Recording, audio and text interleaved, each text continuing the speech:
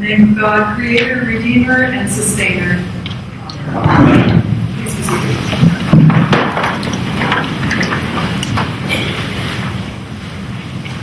I had the pleasure of visiting here a little while ago and talking about Haiti. I could bellow.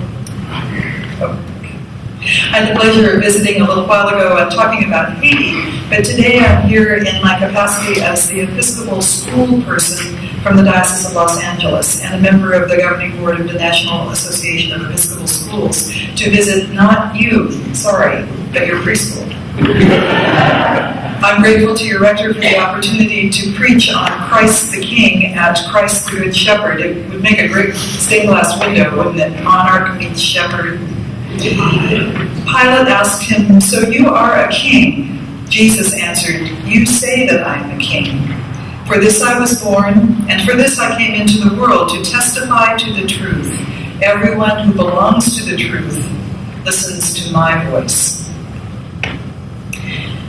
Preschoolers like kings and queens, and especially princesses.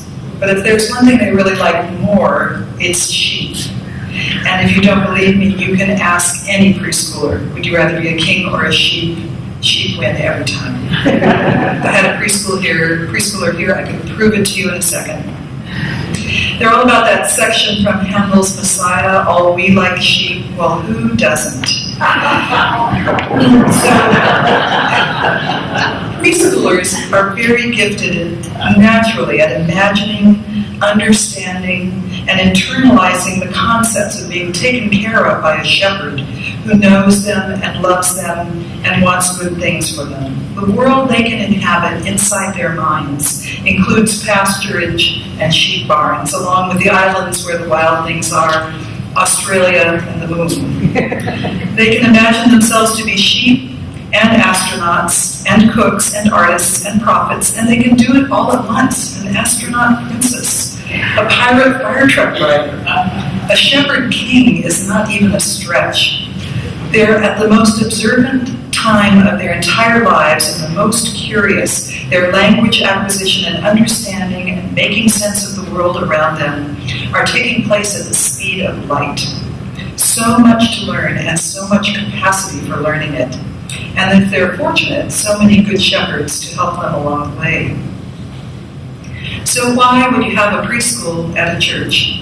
After all, children's families could bring them to church every week if church were what they were looking for, and all those little feet every day with all that sand and all those shoes wears out the carpet a lot faster than just a couple of hours on Sunday. But it's a nice thing to do, and it's good stewardship of facilities to make use of them during the week. It's an outreach to young families, and there are plenty of other reasons that they're just fine. But the big reason for having a preschool at a church is that preschool children have a great capacity for spirituality and, moreover, a real need to explore and express it. I'm remembering a little boy who came into our preschool director's office one February day about 20 years ago and said, "Miss Mickey, why is there a sack on the tea?" "A sack on the tea," said Miss Mickey, trying to remember whether T was the letter of the month. "Yes, the tea has a sack on it." "Show me where," said Miss Mickey, expecting to be taken to the classroom or the playground. But instead, he pulled her by the hand out of the gate and up the stairs and into the church, where he pointed toward the altar. It was Lent. There was a sack on the tea.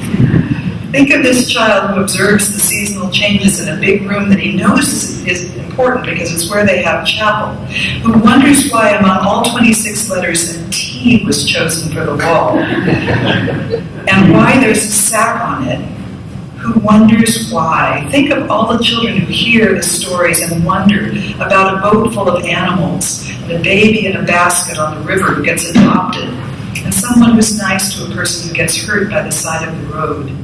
And fit those stories into their imaginations, more grist for that mental mill.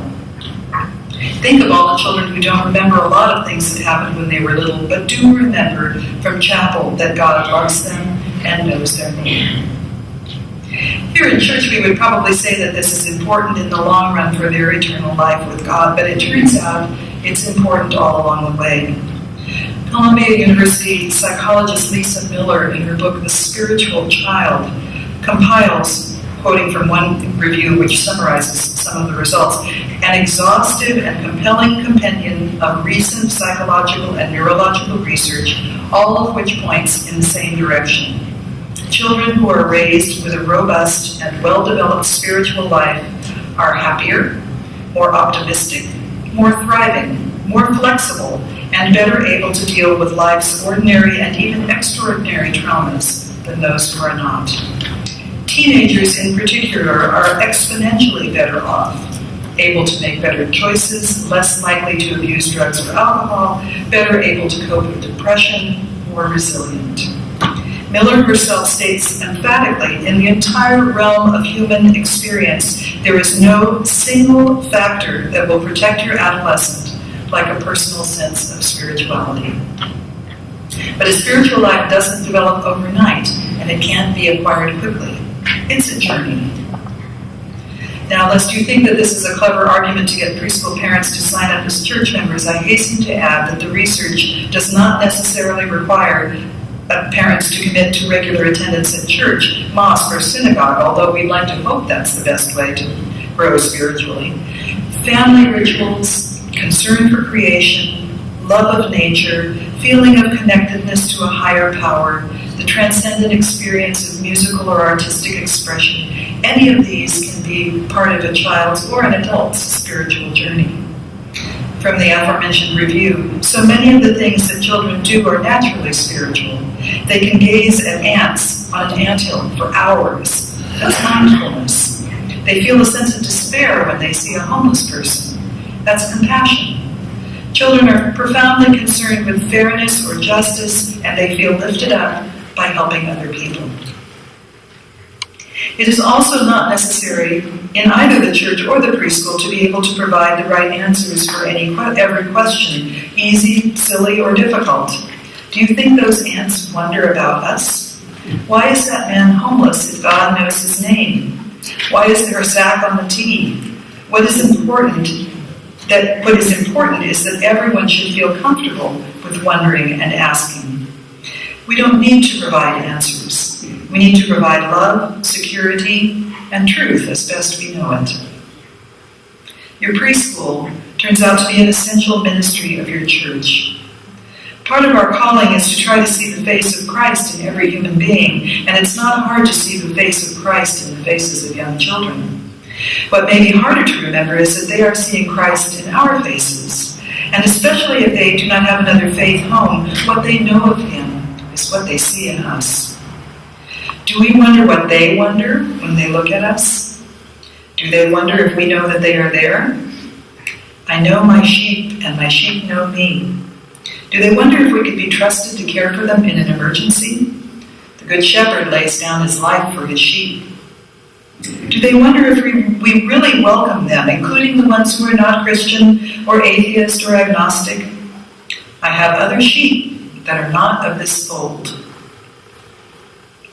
For this I came into the world to testify to the truth. Everyone who belongs to the truth listens to my voice. Truth-telling shepherd king. Not a stretch for a preschooler, not a stretch for Jesus. For those of us somewhere in the middle between being 5 years old and seeing Jesus face to face, maybe something to wonder about. Amen.